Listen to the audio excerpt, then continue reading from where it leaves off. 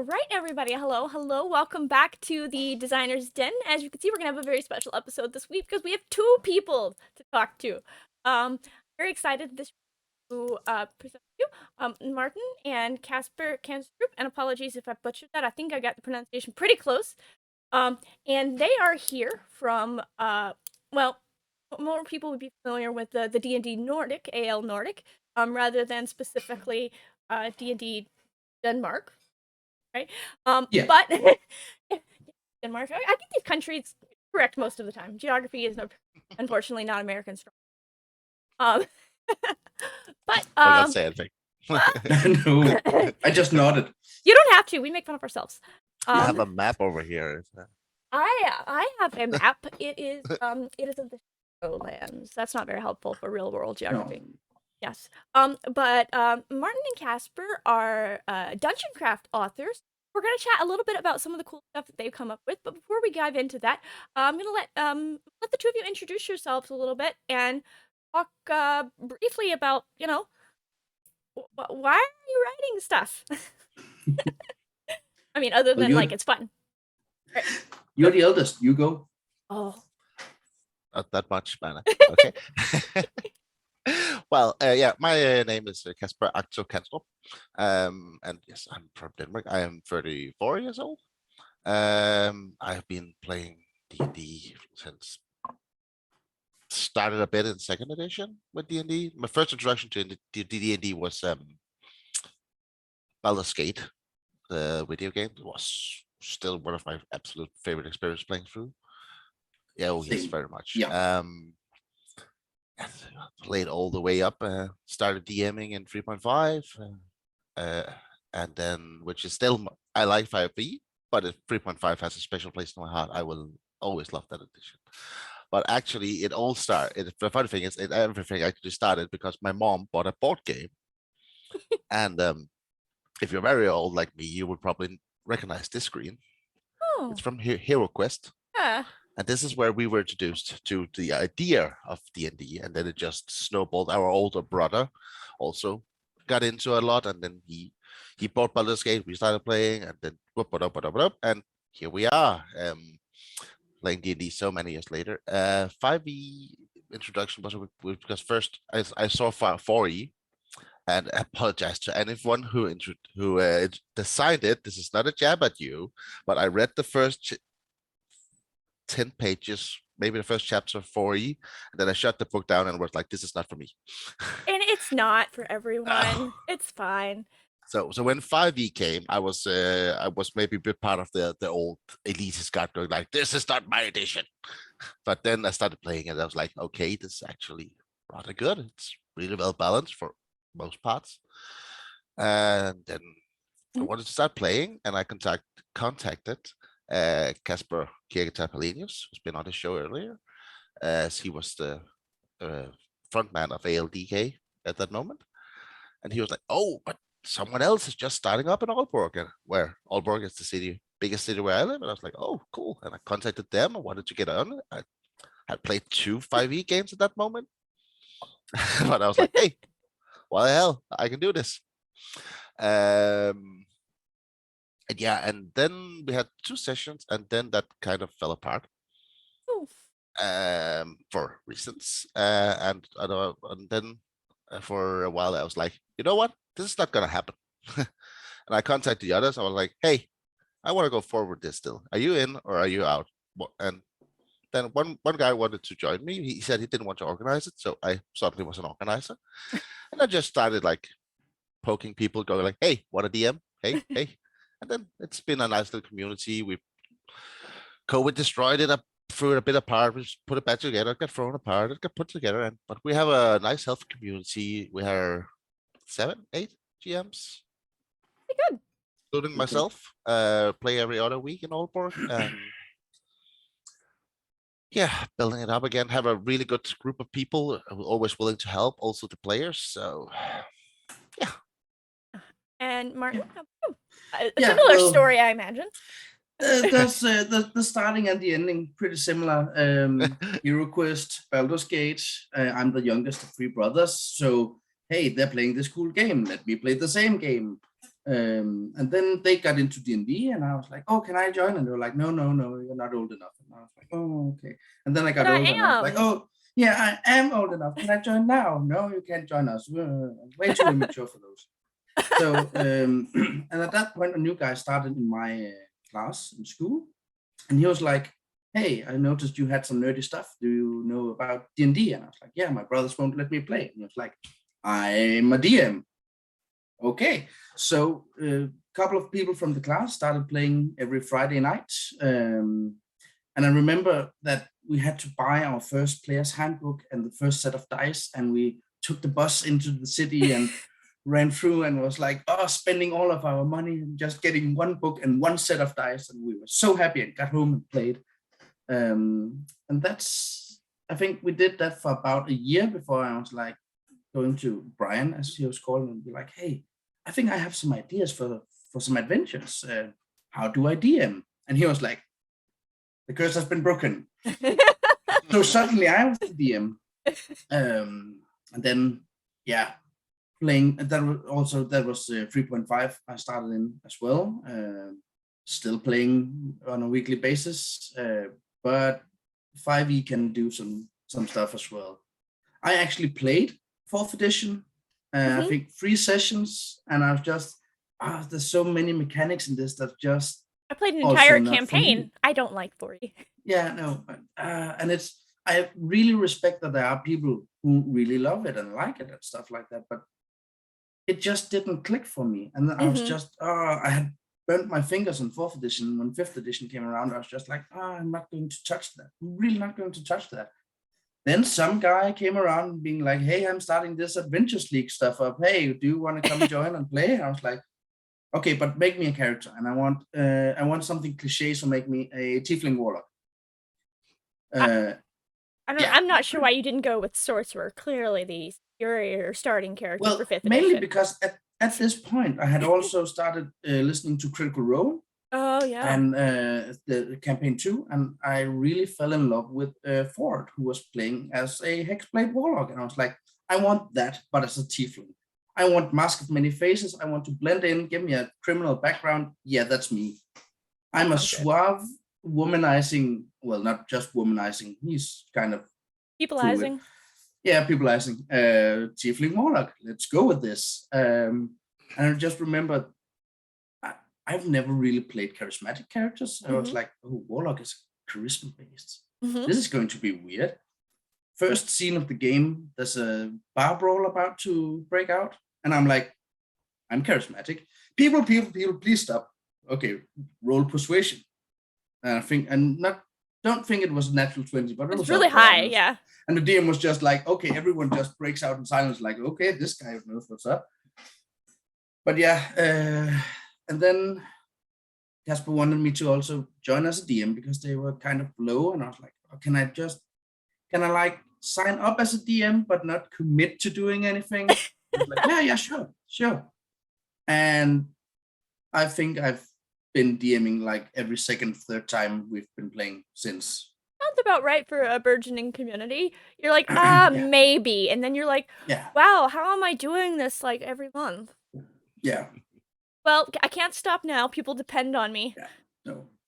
But I mean, aside from Adventures League, I've already been DMing for years at my home game. So it's not like DMing is new for me. It's just 5th edition. I had 2 sessions when I signed up as a DM, and I was like, sure, let's do this. Yeah. Well, that's the thing about DMing, though, in general, is that people who've never done it make it out to be so much more difficult.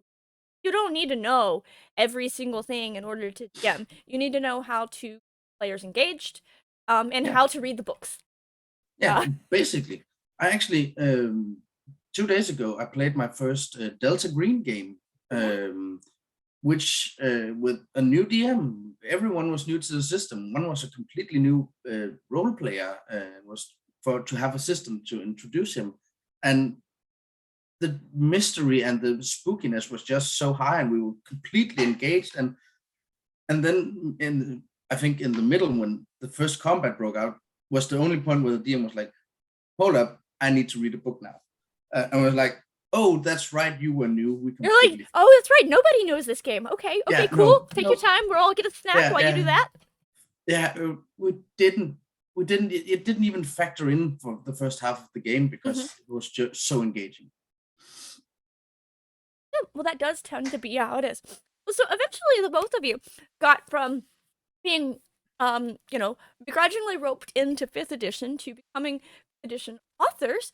And so we're going to talk a little bit today about your Dungeon Craft trilogy that you've written, cleverly called the Kobold Conspiracy, which, as anybody who is familiar with me knows, and you point fingers all you want. Oh, I was at him. He came up with the name. Yeah, you're related. So it's one person might have come up with it, but the other person encouraged. That's how sibling.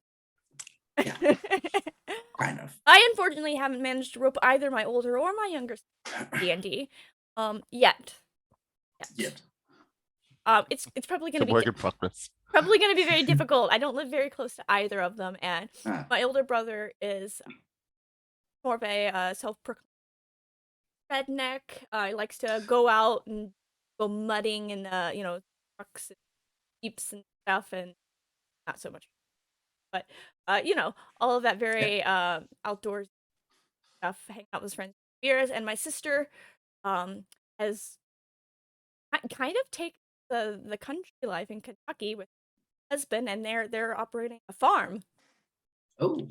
They're growing. They're starting a winery. They're grapes and blueberries and blackberries, and like, would you like some blackberry wine? And I'm like, no, no. It sounds great. It sounds great, but I really I want to like blackberry wine, but I don't. But I was like, if you want to send me like all of the blackberry jam, Okay, like yeah, I can relate to that. Pun intended, but like that's my jam.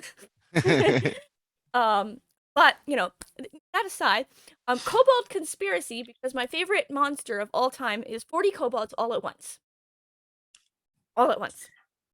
Well, I mean, when it comes to sure. a good monster, you can't beat that. 40 kobolds, all with pack tactics. You throw those at your players, and they're like, yeah, no, we surrender, we quit. What do you want? Yeah, actually, sounds my first encounter in 5e. We're playing the what's it called, Heart of the Dragon Green. That's exactly. So my first encounter were actually kobolds, or I actually have him right here, my Goliath nature cleric. But I play a lot of clerics. But yes, the dungeon crafts. Actually, our writing in the DC system, it mostly started with me. That again, as most things in the 5e AL, it started with Casper, Pilenius, writing out, going, "Hey, I'm writing an adventure, something sinister, which is an adventure I love." Really much. He wrote like, I want to introduce random encounters and I need someone to write them because I don't want to write 10 random encounters. And I was like, yeah, sure, I can do that. And then I wrote 3 random encounters for him, which I must say so myself, I'm rather proud of. but they were very small and they did definitely not follow the template that's structured now. But it was my first try, and it sparked a bit in me. And then people were like, "Oh, but maybe have you considered doing it yourself?" I was like, I don't really know. Like, I don't know. That seems like a lot of work. Yeah, how? And then I was like, oh, then I contacted Martin, and I was like, "Hey, I'm thinking about doing this. I can have a co-author, so we're both some who also is allowed to run them. What did you say to this?" I just got a message to like, "I'm in." Yeah, basically. You're like, oh, you want me to do a thing with you rather than saying I can't? Yeah, but basically. There's kind of a prelude to this. Well, I think the main reason why he hooked me to help is because, as my background might suggest, I like Rime of the Frost Maiden. Yes. And I do that because I love the Icewind Dale setting. So he was like, I think I need a lore master. Oh, yeah. So that has been my primary role in writing, but what should we call it? The plot with using kobolds didn't start with looking and finding the seed of the kobolds. It actually started with one of Casper's Adventures League's characters, the kobold paladin Gigak, who had saved his tribe, and somehow that spiraled. This one character spiraled to how many are we now? 6, 7 players in the community who has made members of this tribe. 4 or 5, I think, but we think we have around 20 members of the tribe at the moment. Yeah, okay. Who's We have, active Adventures League characters. yeah, we have one who has 5 kobolds at least, all from the same tribe. So we were like, okay, so now we have this tribe of kobolds that's like canon in our Aalborg community, and then you found the seed, like this twice bitten, ice shy. So there's this seed where, okay, we can write this dungeon craft adventure, and there's actually a seed in it about 2 kobolds in trench coat looking for their third. Think we can do something with our platinum scale kobolds? And we were like, okay, great idea, and we're working off that. And then we found out that regular kobolds weren't allowed in dungeon craft. You had to use Icewind kobolds. So like, no, we can't use our own then. But then we kind of worked them in as contacts and stuff. Yeah. So, distant relatives. It's fine. Yeah. We had we went with like, okay, we can't use the platinum scale, so we can't use the clan we already made. Then we turn into the 4 meme. Another. Here's another tribe. Yeah. So we start. There are 3 parts currently published on the Kobold Conspiracy. Part 1 is DC POA Conmar 07, counting kobolds. Part 2 is DC POA Conmar 9. That's a lot of kobolds. And then, fittingly, the 3rd part is DC POA Conmar 10. Who let the kobolds out? I imagine I've got the emphasis on that rather wrong. We could say it like the song, but I'm not singing. Yeah, neither are we. Okay. Oh. I know. Sorry. But I ran an adventure with a lot of singing, and I was listening to Tim, so like, okay, any of you singing, because I'm not. Okay. Or if I am, I will try. It will be bad. I don't really do much singing. My type. Some people do though. It's very fun. So we start with counting kobolds, where the adventure synopsis is that a mysterious stranger by the name of Wharf has sent you a cry for help, promising wealth in return. But no one seems to have ever heard of Uman before. Is he hiding something? Or perhaps... And 4-hour adventure for tier 1, of course, from the plot seed, of 2 kobolds in a trench coat looking for their third. Where could he possibly be? Yeah. So, as you have stated, it's a pretty interesting concept here. I don't want to go into the entire plot of it in case anybody hasn't played it, because you should go ahead, pick it up on the DM's Guild.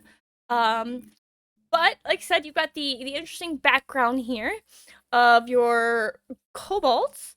Filbo, Srodo, and Bam were the liaisons and guards of the Platinum Scale tribe from the Western Highlands. And while they were traveling, they were captured. And so, things kind of went awry from there, and you kind of get into some searching, some exploring, a little bit of hairy combat even, and in That's the a end, good way to put it. And in the end, hopefully you find your missing comrade there, but definitely a possibility. Hopefully, though, everyone does. Of course, you have to reunite your 3 kobolds. They can all be on the trench. Yeah. But aside from being peer pressured to write by Casper, and of course your already beloved Platinum tribe. What really was like driving force behind this? Obviously, like, you got to do some of your favorite things, like bringing kobolds to the masses, so they could experience the same way. You've got some really interesting. And rather than going for a short 2-hour one, which is definitely an option, you opted to just dive right in and do a 4-hour adventure. All in. We're here anyways. I don't think we ever actually discussed the possibility of just stopping at 2 hours. I think we were just kind of we were going for like the traditional setting of like, okay, you have like 2 core hours and then you have 2 bonus objectives. But we pretty quickly was like, but that's how a lot of other modules do it. And I can't remember who actually had the idea at first, but we had this idea that, okay, but you have 3 places to search for the missing kobold, Bilbo. but Bilbo, right? Thank you. But what if we only have 2 hours? Could it then maybe just be where we search first, and something like that, or how are we going to structure this? And so of course, then it appeared that, okay, the 4-hour adventure, you have to look everywhere, because then we get 4-hour content. So we kind of found the structure that just fits. If you're running out of time, then it fits the adventure anyway. And I do appreciate the Lord of the Rings. Yeah, pretty proud of that. Pretty proud of That that. was definitely Martin's idea. Yeah. Yeah, so we have Bilbo, Frodo, and Bam. Yes. Yes. For no particular reason, anybody. And I imagine that Totally random names. that Bam is a faithful and loyal companion. Yes. Yes. And of course, Filbo went on an adventure on his own. Naturally. Yes. You know, he gets these wild ideas. Yeah, he does. But you know, you kind of dove into the trilogy here and got started on it. And as I understand, Martin, this is the one that you had more of a hand in, and so by default, it's a little bit more of your favorite out of the trilogy. So, what is it precisely about this part of the trilogy that you really love, and think that everyone else would love, and probably make them choose this as their favorite over maybe Casper's favorite? Yeah. Well, first off, I think we just had a lot more time to work on it, so it's more refined in a way, and I had a lot more time to, because I've kind of this sort of schedule where there's 2 months where I can't find the time to ever sit down and do anything, and then suddenly I have 2 months where I just have all the time in the world. So we had more time for this first one where I was like, okay, this could happen. So the 2 others I think we had 2 modules to write in the same span of time we spent on the first one. I don't know how that maybe goes. maybe even less, actually. Maybe even less, especially because we were like, oh, hey, there's a deadline coming up. Yeah, the deadline was back at the end of August. Yeah. But I think some of the joy for me has been to be like, how can I make our module something that would fit anywhere if you're running Rime of the Frostmaiden? Because I really like the setting and I want it to feel authentic. I want it to be so that everything matches. I don't want them to be, if there's an NPC in Rime of the Frostmaiden that has a motivation for something, let's say Rime of the Frostmaiden has a lot of awakened beasts, and there's an explanation to some of them in Rime of the Frostmaiden. So I was like, okay, so maybe we can use awakened beasts using the same motivation and stuff like that. Because there's another Dungeon Craft module called Let It Go, which is made on the seed that a druid is just randomly awakening animals, and it's a hilarious adventure. But reading from the motivation from Rime of Frostmaiden, I'm like, not sure this would fit. Right. And that's something that has been very important for me, that our adventures should really fit. So also we have another thing that I'm pretty proud of in the first module is a certain skill challenge at one point. Not going to tell you what it is, but let's just say snow is somehow involved, because it's Iceland Dale. Of course it is. Yeah, sure. And I remember, and how many drafts did we go through? I think that skill challenge had like uh, 7 or 8 different iterations because at the yeah, start it wasn't even a skill challenge. it was it ran a lot in the design phase. It ran through a lot of iterations, and then Yeah. even more. The first playtest it was one version. The second one was another. The third one Yeah. was another again. But then was actually the same one to be settled on. So the fourth one Yeah. was the same. So Yeah. just changed a wee bit. Refined. Yeah, refined. That was And the word. yeah, and I remember when we published the module, one of our friends, we of course posted it on Facebook and being like, "Hey, we published something," and one of our friends was like, "I bought it.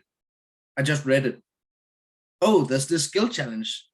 I might need some tips on doing skill challenges like this at one point. Can I take a hold of you?" And I was like, "Oh, you just hit me on my sweet little baby."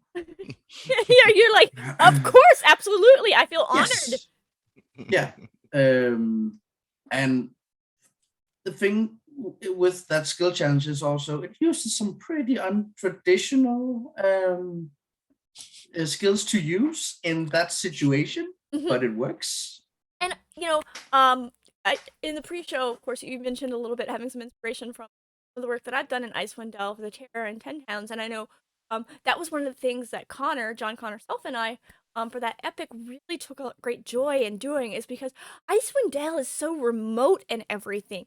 And so you can really kind of play with like unusual skills. So you that there too where like you have to convince these people, but like it is completely up to you how you convince people to do things. Like, Yeah. you want to, put on a play where you're all singing, dancing, dressed up like singing, dancing owlbears to bring them great joy.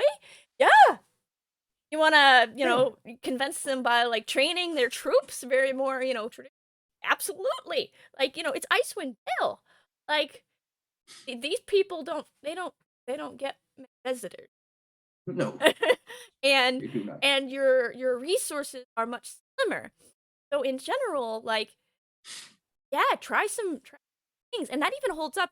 Being the master there, I may have done a honor, and I read the Icewind Dale novel trilogy as well as the Crystal Shard Yeah. adventure prior to Oh, starting writing.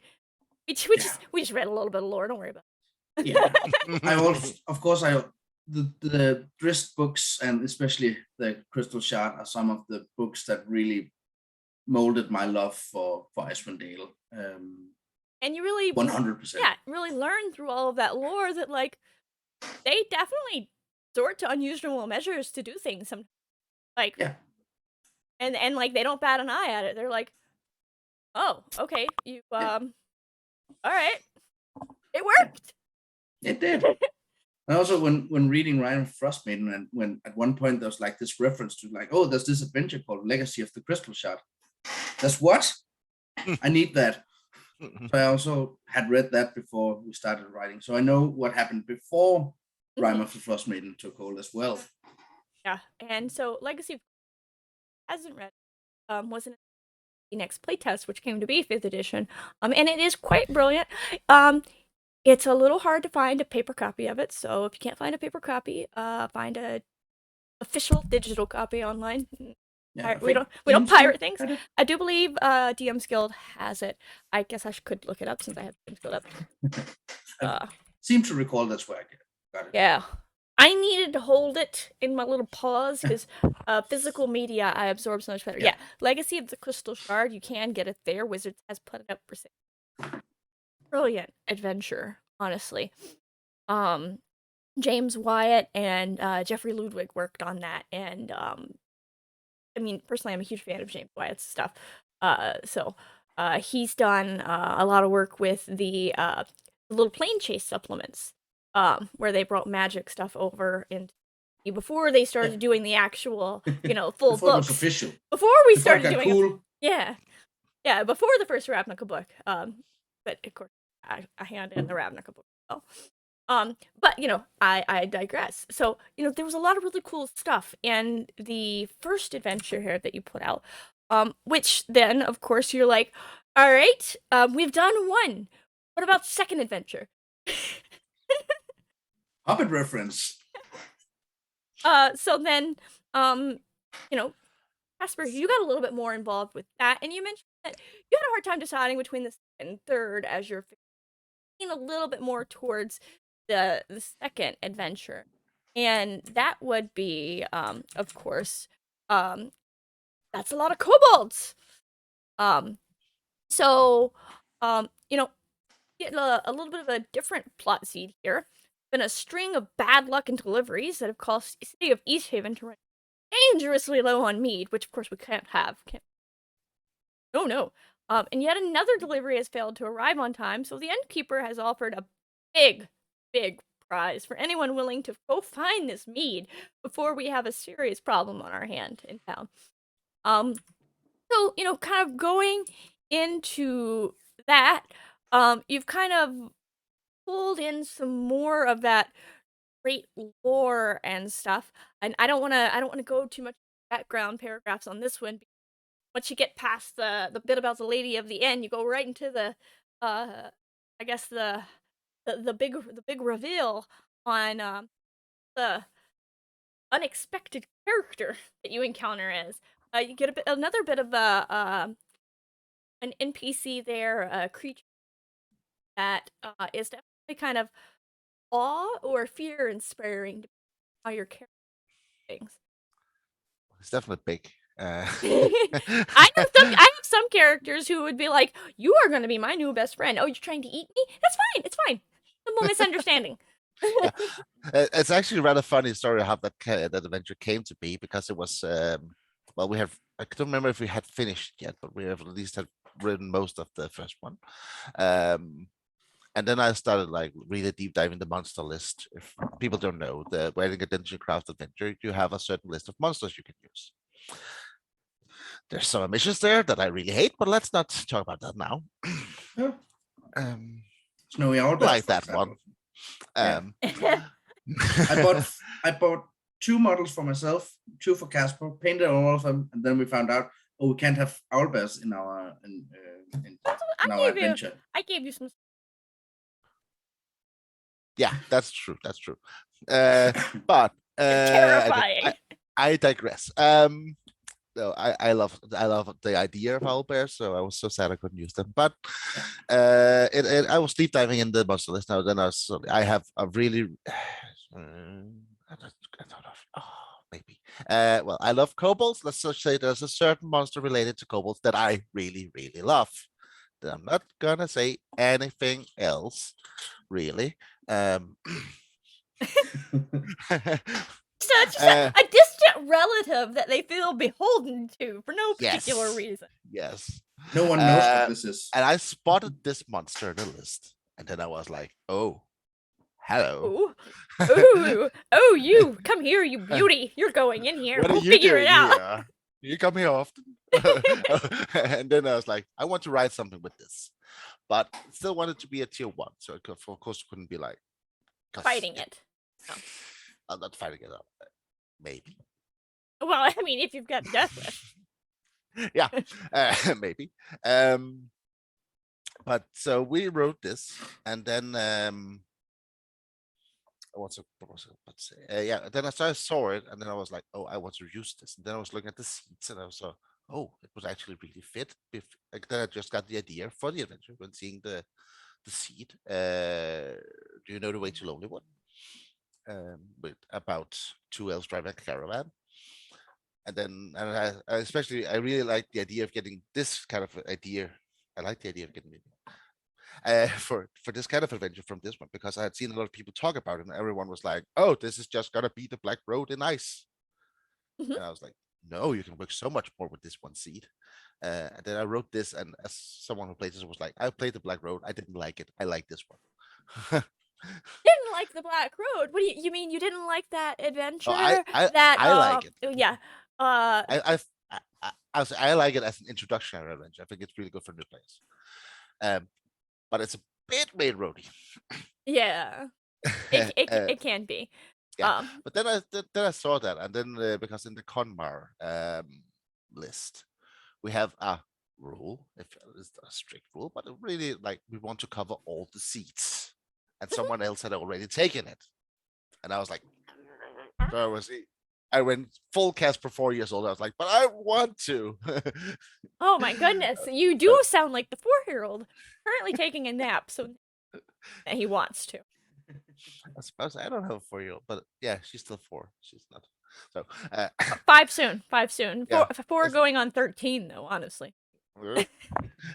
oh, my 4 almost 5-year-old. She is very, very. Opinionated? She wants her. She knows what she wants, and she will tell you what she wants. She's just as stubborn as the rest of the family. Yes. Well, you mean can't get that from their parents? No. No, it's from the uncle. Oh gosh. The Yeah. other one. No. Well, fortunately, Yeah, but- not my 4-year-old, so not my fault. but then one of the guy who had it was like, Uh-huh. you know what? I can work my story into another scene, and I am so sorry I can't remember who it was, but Okay. thank you. If you watch this, thank you very much. And then we started writing this, and the idea like all worked. We had this idea, and but we were always like, we really kind of want them to fight this monster. And then I stumbled upon one in an adventure. There was someone who put in a temporary power for the adventures. So they were like, you can have this ability for this adventure or for this specific. And I was like, we can do that. Hmm. And people were like, yeah, you can give them boosts, no problem. I was like, hello, Whole new world. whole new world. So we gained this where you had the option that as in the middle part, when you've discovered that you've discovered a caravan and you find out that someone has moved, it has stopped somewhere, then someone has moved it further, and you find it but with some Goliaths. And the Goliaths are not the ones who had stopped the caravan. It's a bit They spoiler, but just it's found okay. it. They And found spoils it. of the wild, it's theirs now. Yes, so they take it and they take the supplies and people, but the adventurers need the supplies. So the Goliaths are seasoned hunters, so they don't really need the supplies. They're really happy to have them, but don't. So they invite you to do a competition, and as long as you're fair in the competition, they will give you something to help you with the cold, which incidentally will also help you if you decide to do something stupid later, like fighting a big creature. Like, yeah. And I actually want to touch up on the Oh, Goliaths a bit there, because they're my favorite part of the second module, because these competitions are modeled again after Rime of the Frost Maiden. I want it to feel authentic. So of course we're using the Thun Laka Laka clan from Worm Doom Crag, because they are well pronounced. Yeah. Yeah, that was great. There's a pronunciation guide in Rime of the Frost Maiden. Great stuff. Very helpful. I promise you. I've read that so many times. Like, yeah. But they are listed as being more friendly towards characters, whereas the Akhenathi clan of Sky Tower Shelter are more reserved. Which of course means that there is a slight, hey, if someone is dumb enough to play a Goliath, who is incidentally from the Akhenathi clan, these Worm Doom Goliaths might have something to say. So of course I have Akhenathi Goliaths myself, so they're going to play this module at some point, just because. But I just love that, making it authentic like this. Yeah. Martin was in the first play test. He was like, "Oh, I want to play my character." I was like, "I don't really want to test that because I think that just works. I want to test the other things." And he was like, "Fine, I'll bring my dwarf, my Durga." Oh yeah, type dwarf, but yes. Yeah. Oh, it's because for the playtests I had a Goliath, a Durga, and a dwarf. So. Okay, fair. All right. Well, we digress. But yeah, then we made these skill changes. But when there's still something missing, if you manage to get 15, there's still something missing. You need to find the last things. And then we come to what is actually the almost the only combat thing in the well, there's more options for combat, but this is like the big part, and I actually take a pride in this because it was so much work. Thinking about because it's it's a possibility of a gauntlet. So, well, there's just a possibility of just fighting your way through. There's a possibility of talking your way through. There's also just the option of if something goes wrong in this room, so everything else gets knows that you're there. What happens when? And that's totally a lot of thought and a lot of research. Where like, okay, this round that will happen, that will happen, that will happen, and then writing a whole what's it called? Appendix. Appendix. Well, Where it's just if the alarm goes here, this happens. If the alarm goes here, This happens. Took a lot of work, but I played this a couple of times. And the one time where they just there's Avengers is Avengers. So even though they've been told by these Goliaths, tell them that these creatures who live in the mountains, they're very aggressive and will attack on sight. So even though we are very seasoned hunters and Goliaths are really big, we just go around them because we don't want to deal with them because they're so aggressive. For some reason, Avengers still want to go like, hey, what are you doing here? Hey, fancy seeing you here. Yeah. And when I ran the adventure, I also had the players just walk right up. But to be fair, they had no warning because they didn't play fair with the Goliaths. So the Goliaths was just, here's your stuff, go away, goodbye, take care now. Yeah. But then I made this gauntlet and it took a lot of work, and I'm really happy. And the one time where I had someone who actually tried to like sneak through the cave, the cave, and they triggered it around midway through. It worked really well, and I was really like, this was what I wanted. Yeah, but players don't sneak. No, but these did, and I was so happy. So that was really nice seeing that. Also, some of the ideas of this adventure was because I had tried running accounting kobolds, the first one, where I had a group who had no interest in social activity or exploration or everything. So this adventure that almost every time I ran it was 4 hours, took 2.5 hours. Because Yeah, just like that. Speed ran through it. I was like, this was no fun. And I was sitting here as a GM, I was like, as GM and creator, I was like, why aren't you engaging with the world? Why would you do this to my baby? Yeah, exactly. So instead of just like, I was like, instead of this, we put stuff in like, if you have a group that's not very much into role play or really enjoys combat, at this part, insert this encounter. And so if you have a lot of time and or you have a group that just speedruns, here's an extra encounter. And I like the idea of just like, here's extra stuff just in case. Right. Yeah. I love that. Yeah. So if you have a group, which was one of my playtests, where Martin and another guy, they almost talked for the first hour in the inn. I don't ever do that. There was kobolds at the inn. Yeah. Oh, right. Oh, that's another thing I actually enjoy about this. Is the whole Conmar thing. The Conmar, it's filled. If you look at it, it's filled with Easter eggs. So other there's stories about another one is about the kobold stealing cutlery in East Haven, and this starts in East Haven.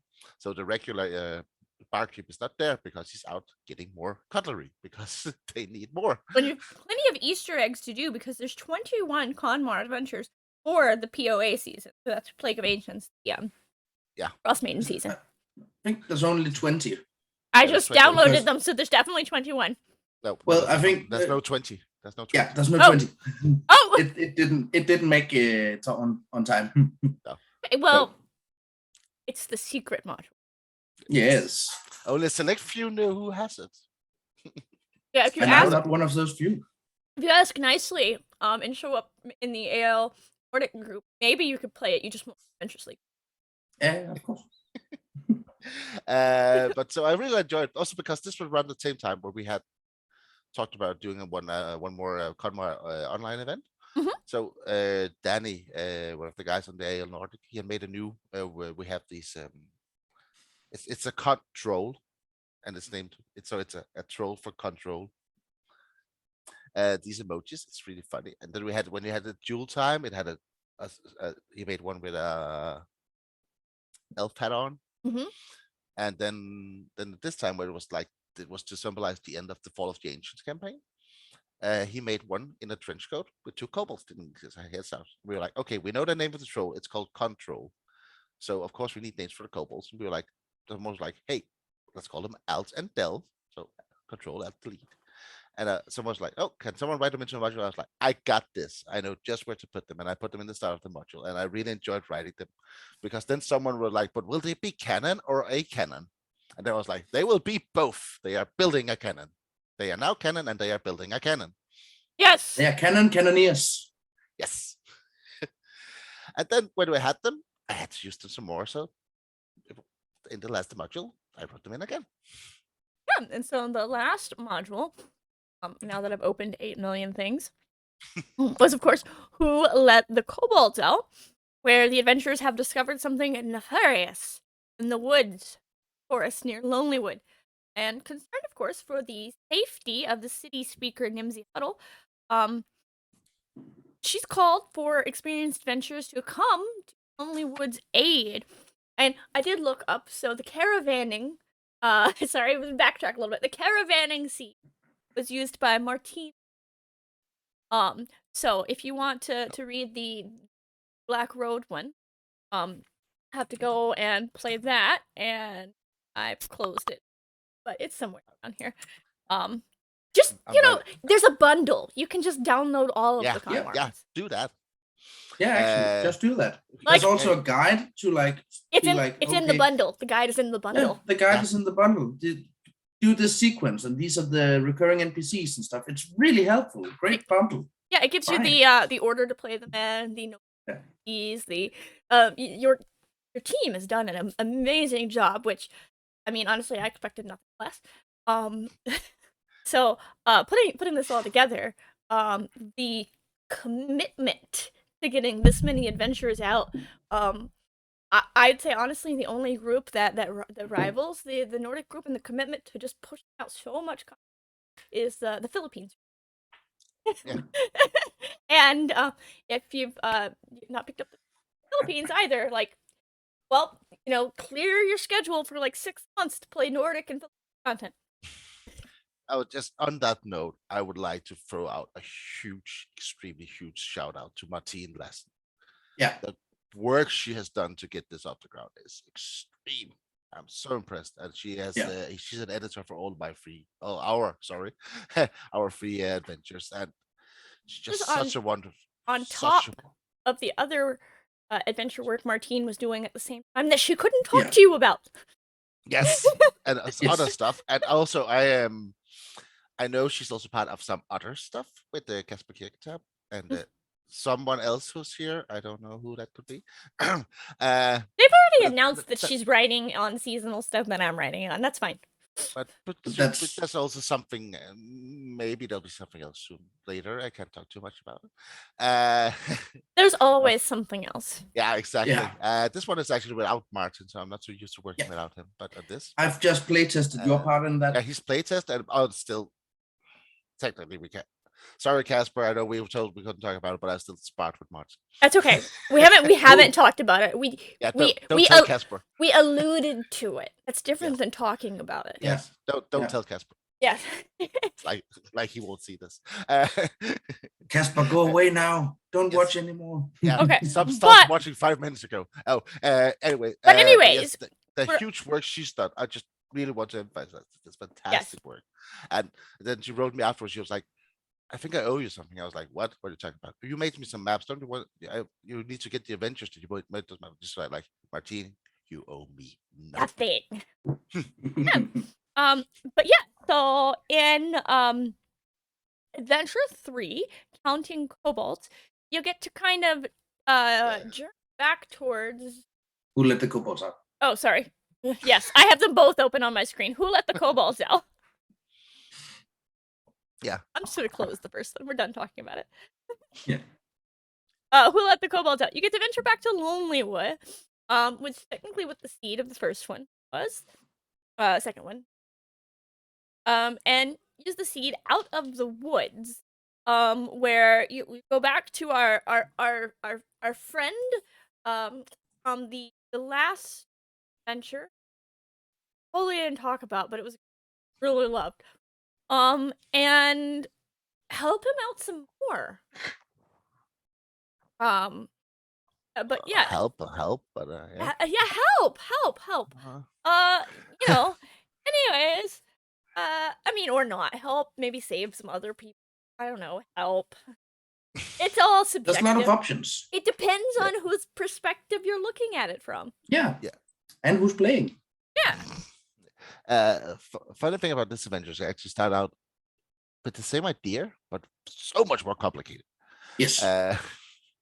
Sorry. And Martin, it was a fantastic idea. Where it was like a do this, and but if you do this, then we'll have this. It was like I was looking at it, and I was like, first of all, I have 2 ways to write this.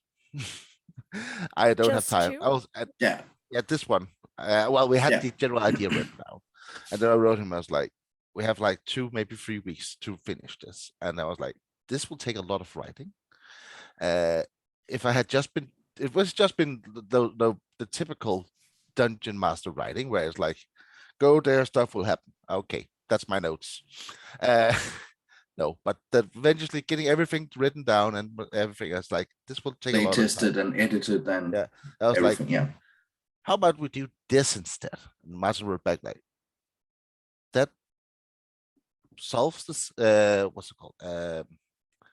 That's the same idea for the adventure, but so less complicated. Yeah. I mean, the Yeah. the typical DM writing of here's one page of text and another, and oh boy, that's a 6-hour adventure. That's not how it ended up published, obviously, everybody. But that was the bones, and I can run the adventure from those 2 pages. There was a map. The map was a very important 3rd Yeah. page, everybody. It's like that classic meme that's always going around also, where there's like player, oh, you really have everything figured out, right? The game is like, yep, and it just cuts Yeah, to and it cuts to where they've got like scopping in a funny hat. Yeah. my note says find the tower. This is for something totally different. Oh, is that what we're supposed to do? That's the objective here? Got it. So that, but then we made the outline and started writing, and I'll just throw out a quick shout out. Whoever made the what are they called? The leaders of the cities. The Town speakers. speakers. Yeah. The speaker of Lonelywood, Nimsy Huddle. Oh my god, I love her. Yeah. She's fantastic. She's a great character. Baking cookies and stuff. Mhm.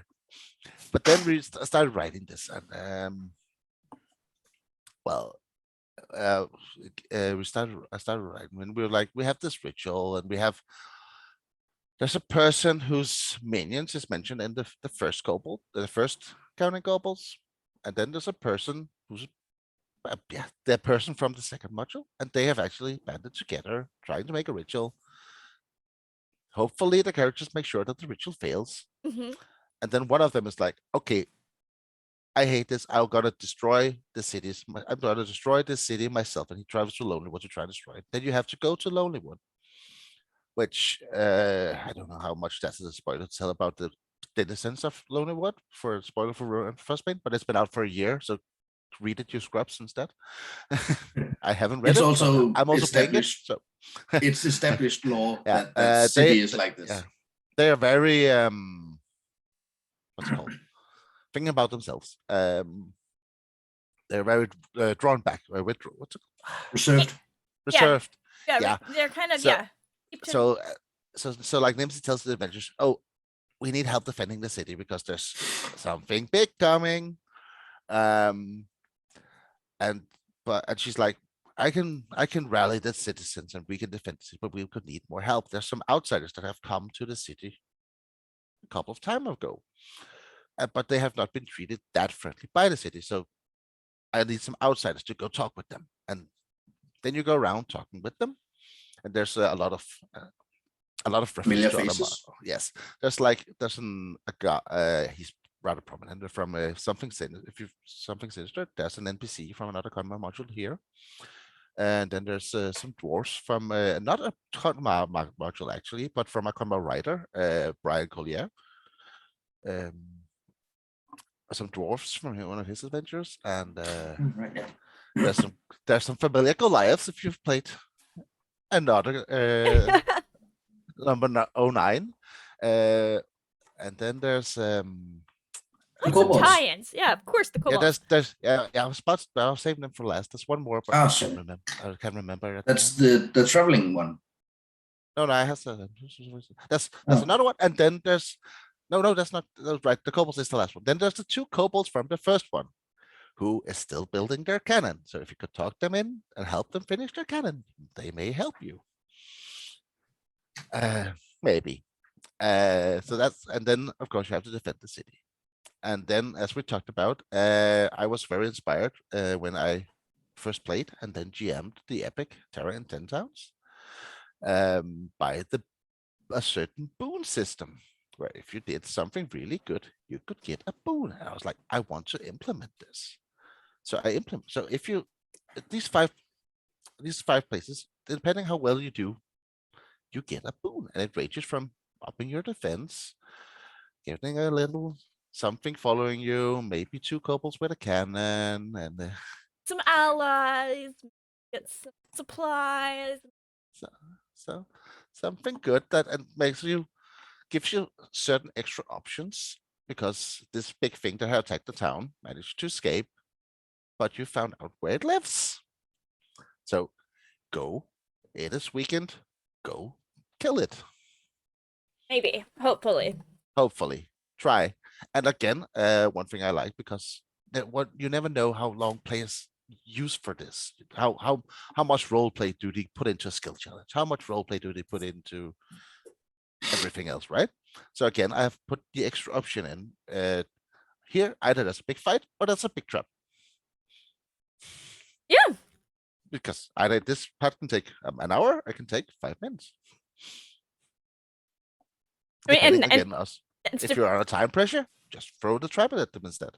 yeah, it really honestly depends upon players. So to the end, and then you're like, oh gosh, we're out of time. Let me just cut like 18 things. Yeah, exactly. And that's what when you said that. I like the adventure league much the format for a lot of things, but sometimes I get annoyed when you're under time pressure because where we play, it's it's not a bar, it's a cafe where So it closes. it's a bar cafe. Yes, it closes sometime. We need to wrap up and clean up and stuff before we leave, because Oh, yeah. they're very nice to let us play there for free, but our players do buy a lot of drinks and stuff as while we're there. I don't know if I can mention the place, but let's just say if you're in Aalborg and you're looking for dice and drinks, it's a good place to come. Yeah, I can mention a place if you want. Yeah, it's called Dice and Drinks. Oh, yeah. I used to, when I still lived in Tennessee. We were so successful in the organized play Adventures League on my side of the city where I was organizing that we ran out of space at the store. But fortunately, everybody, in the same strip mall down in the end, there was a bar that catered more towards the nerdy types, in that no sports or politics ever allowed on the TV. So I just took my game down there. I was like, everyone's 20. All right, good. We're just gonna move. We're just gonna make space for everyone. We're being generous. It's not that I want you all to bribe the GM with cider, but But if you do, if you feel so inclined, there might be extra inspiration. Also, the Anya, she made. Oh. Anyways, we digress. Yeah. Playing D&D at a bar is great. Yeah. So just the idea that sometimes in these adventures league watches where you're like, okay, I still have a lot of stuff to go through, and so you go like, okay, come on, okay, guys, I know, I'm really sorry, we have to cut down the role play, and we go. I don't really like that. It annoys me. But so writing stuff in where you're like, okay, if you're time pressured, cut it. Mm-hmm. Yeah. Then, I mean, to deal with like the realistics of like people's lives. That's the thing about Adventures League, and why some people play Adventures League, is because they only have so many hours each week they can dedicate to the game, and like they don't know if they can always get their friends to play during those hours each week, but they know that they can go to the local shop or cafe or pub or whatever and sit down from 6 p.m. to 11 or 10 p.m. and play. But we gotta be out promptly at 11. The restaurant's closing. We gotta go. Yeah. So it has a lot. But we also have a Christmas track campaign that we've been running for a while, and that is very much under the assumption that we don't have a lot of. Some of us don't have a lot of time to play, so we play like 4 or 5 times a year. I think I said bi-monthly when we started. Yeah. That was the idea, and but we try to make it monthly. But Adults. two of us have small children, and someone has a dog, and so someone married, have a girlfriend, and then there's one guy who doesn't just do anything. And if you're listening to this, I don't like you. No, yes. People have lives? Oh my gosh, how dare they? Yes. Oh Yeah. my god. Oh, the They nerve. should just play TTRPGs. Yeah. Instead. My wife. I'll wife. let you know though, even people who just play TTRPGs can be too busy to play in your game. I Yeah, don't. that's true. My wife has no interest in role playing games, so sometimes I have to try to explain to her why I want to do it. It's like, but I need this. Yeah. She's like, She has her hobbies, I'm sure. Like, yeah. you know, whatever it is that she enjoys. Dating, Yeah. baking, crafts, books. I already said Buying at the and beginning. selling, and Oh, yeah. Yeah. Yeah.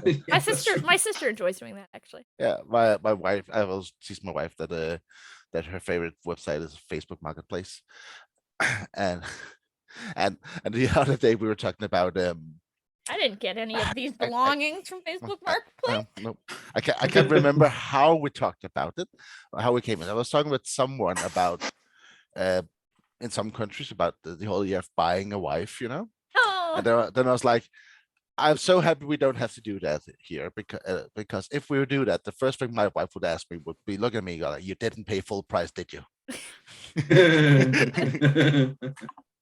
is that's a trick question though? Are you supposed to say that yes you did or no you didn't because you know how to get a good bargain? Oh, Like, I wait, would definitely, I would definitely have to say no, I didn't, because it pains her heart every time she has to pay full price.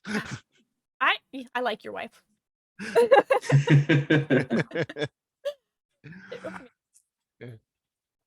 Lost a lot. Maybe if I wait a couple of weeks, Yeah. or I can find a coupon. That's kind of when I buy miniatures I buy from Hero Forge when I make my Adventures League characters, of course. I kind of sort of always want to buy from there, but suddenly, there's a Gen Con sale. Oh, I think I'm buying 10 miniatures at once then. But it's a Right? deal. Yeah, I mean it's a deal. It's $5 off. I mean, hey. $5 off 10 here, minis. Yeah, something like that. I think Anyway, that's $50 that you don't have to pay. oh, you're assuming it's $5 off each mini rather than Yeah. $5 Oh. off all of the minis. If you ask our wives, it's $5 off each. Yes. Never tell your wife what you actually paid for them. Oh, that's actually a joke I've seen online. Yeah. That your ghost will be rolling in his grave when your wife sells you stuff for what you told. Yeah. That's why I've actually told my wife that, when I die, because or get someone from the community to help you sell this stuff, because they know how to get the right bargains and what has increased in value. Don't just sell them for what I've told you it's worth. Because prices change, dear. Yeah, they do. They do. Well, I must say, Some of these are rare, you know. yeah, it's also very convenient because I have been talking about, the promotional Sapphire Dragon. I've been talking about. I found it was really cool, but it was a lot of money. I got it in my birthday present from her. Got it on Marketplace? I don't know if she got it in my, but she did get it really cheap, rather cheap. But and it's full now price. proudly standing on my collection of dragons. I must admit, I recently picked up the original 4 like iconic dragons, the colossal red, the big white one, black one, White? yeah, blue. Oh. On Facebook Marketplace, and I got the whole bundle for $500, and I was like, mine. Yeah. I don't need them at all, Yes, you do. Yes. but they were on sale. Yeah. But they were cheap. I mean, they relatively cheap. Mostly they were Cheap. they were $500 because the guy was like, okay, I'm gonna ship them, and I was like, oh hey, I see you're in Chicago. And I don't live there anymore, but I need to be there this weekend anyway. So let me just save you that shipping, and I'm just gonna come get them from you. Clever. So, yeah, cheap. But anyways, But yeah, that was basically we're talking about the idea of cutting time. yes, I think that was very Yeah. clear. yes, cutting time, saving money, same thing. Tangent. Yes, time is money, friend. Yeah. So I like the idea of writing into the modules. So like, if you are pressed for time, cut this. It's very helpful. Yeah. Or Or do this instead. Mhm. If you don't have time to run this combat, throw rocks at them instead. Mhm. I love doing stuff like that as well. But all together, like this trilogy comes together very well. It paints a great story, just by itself. And even better, of course, if you've gotten the rest of the Conmar adventures, since they all have these tie-ins. And I think that the two of you did a wonderful job. And honestly, I can't wait to see what you come up with for the new Feywild seeds. You've We got have you've got your lore hat on, right, Martin? You've read it all. Not all of it. I think none of us were really well versed in the Feywild. But I've been reading the Wikipedias, and you've been reading the Witchlight book. Well, I have good news about the Feywild. Anything can happen. Yeah, because then the new Dungeon Craft modules dropped, and we're like, oh, hey, look, it seems like we can create our own domains. Oh, screw the book. I have ideas. Yeah, so if you picked up the DLC content that dropped on day 1 for the Domains of Delight, you absolutely with that neat child. The seeds will be out in 2 days, allegedly. Yeah. All right. As of recording in 2 days. Yeah, as of recording in 2 days. As of when this actually released, it should be out, and hopefully by then we'll be for Martin and Casper and be like, so what are your ideas? Yeah. We already have ideas. When are you starting? When's the first one being published? When will we start? We started. We already started, of course. Yeah, we started around the same time that the other things stopped. Yeah, well, I keep looking at my project board over here. I haven't started on any Feywild stuff because I have to finish this stuff first. Oh. Yeah, we have ideas. I'm not gonna say too much yet. No. But one of my ideas, which actually coincidentally works even better in the Feywild. I had an idea for a funny adventure. Yes. In Icewind Dale. I'm not sure how much it will still be funny, but it will still be a good. Basically, because I made a mistake. I was trading items with one of our GMs at AL in Aalborg, Casper Knudsen, who makes fantastic maps and is really good GM. I was trading an item with him, and I had gotten from the season 5 adventure, Jarl's Rising. And by accident, I wrote my autocorrect had changed Jarl to Carl. So what? Just Carl's Rising. I was like, Carl. There's an adventure somewhere. There's an adventure here. Who's Carl? Who's Carl? Who's Carl and why can't he rise? So I have an idea just because I made a mistake in the trade post. The Feywild is the best place to post your autocorrect adventure. Yes. And then I saw that I was reading stuff. I was like, in the Feywild, the surroundings can be changed depending about the mood of the people. And I was like, Carl is sleeping. Dreams, nightmares, stuff. Maybe something with that. And and you get to write tables for moods. If the moods are this, or if your players can't determine what their mood is, you can randomly roll a die to determine it.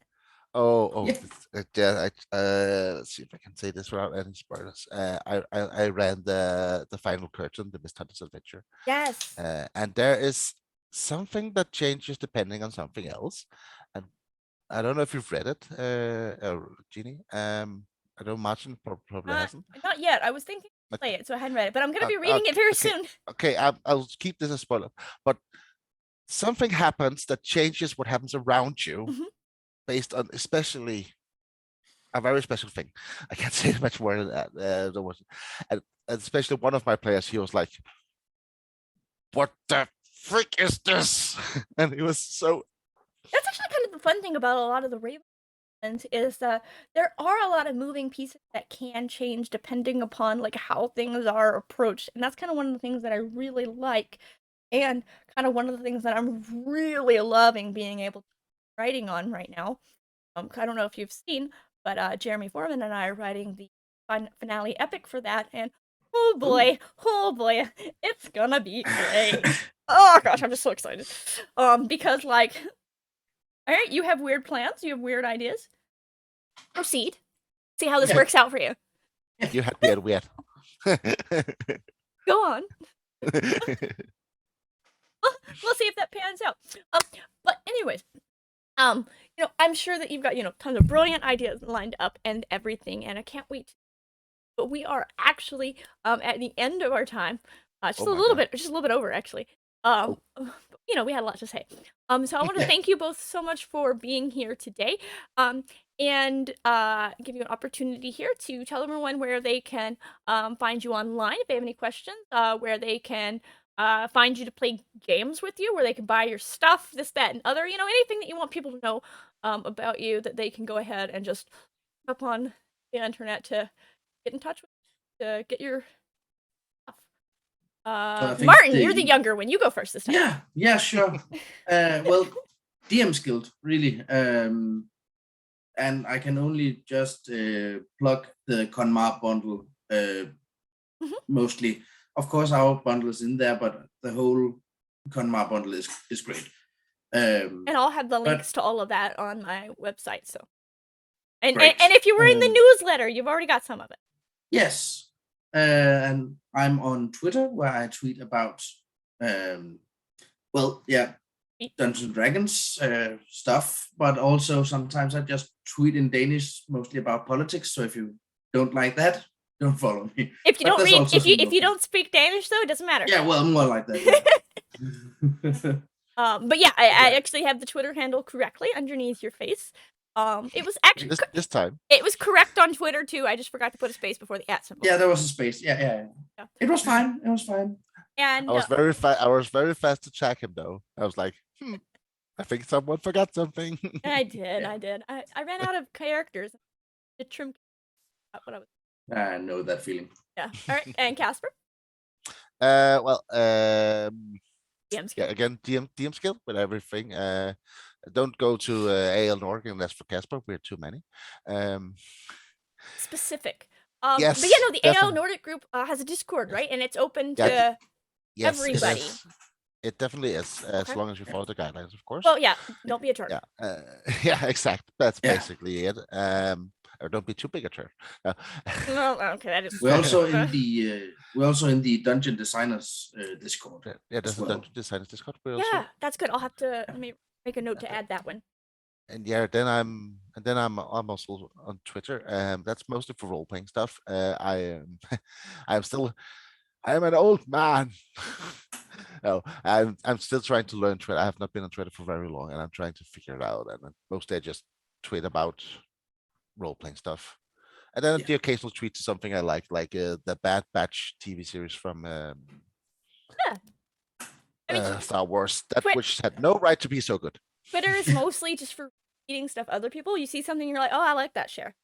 Yeah, 100%. I don't have a lot of stuff on Twitter, but I'm trying to use it more and throw stuff out there. And yeah, other than that, DM skill. And as you get famous here, you'll have more fun. Yeah, well, I think I have 8 at the moment, so I don't know. I didn't look. I'm soon breaking 100, so I'm really counting on you, Ginny. Ooh, no pressure though. We'll get at least to like 105, hopefully. But again, you can buy our bundle with the conspiracy trilogy, where you can get all 3 modules for $6. And if you want them even cheaper, buy the Conma module, because then it's only $160 per module for our modules. Plus, you get a lot of extra good modules. And if you've already bought some of those adventures at some point in time, you don't have to pay for them again. Yeah. That's a good thing about bundles. Yeah. I had already bought apparently 3 or 4 of them. I don't know when. I just buy things. Yeah. Oh, this Was looks it cool. sale? Bye. Probably actually. Either that or it was, oh, you're on my show. You haven't sent me a link. Let me buy it. Mm. I should have sent your link. Sent to you that. You sent me a file. But I bought them anyways. But yeah, again, thank you both so much for being on the day. It's been positively delightful. I have Likewise. a Yeah, pretty thank you great for having us. Yeah, roster thanks. of guests coming up in the upcoming days.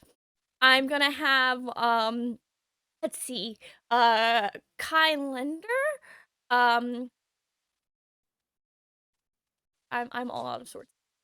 Most of my October stuff is recorded. I've gotta fine. Trying to remember. Highlander, which is pre-recorded, has done some. We've switched it up a little bit. Indie games. We have and Bell, who is actually lead designer, Dark Veil Studio, a Kickstarter. Yes, hello, Neil. I'm a dog. The dog is like you. Um, I know that feeling. yeah. I only have cats, so We've got Jack Lewis. We're gonna have KP from KP11 Studios, switching it up a little bit there, and we're actually gonna be talking about photography and art and more of the digital side of as is coming up. Everything's about and making it beautiful nowadays. And then other amazing guests who I'm looking at my list and I apparently haven't taken notes. So you knowing that. And I've got some shows that I've been on recently that record that are coming up. All that up. And yeah, lots of stuff to come. Include Ravenloft epic soon. Yeah, yeah. Exciting. But again, thank you both so much. That is going to be it for this episode of Designer's Den. Until next time, everyone. Bye. Bye bye. Get out of my mouth.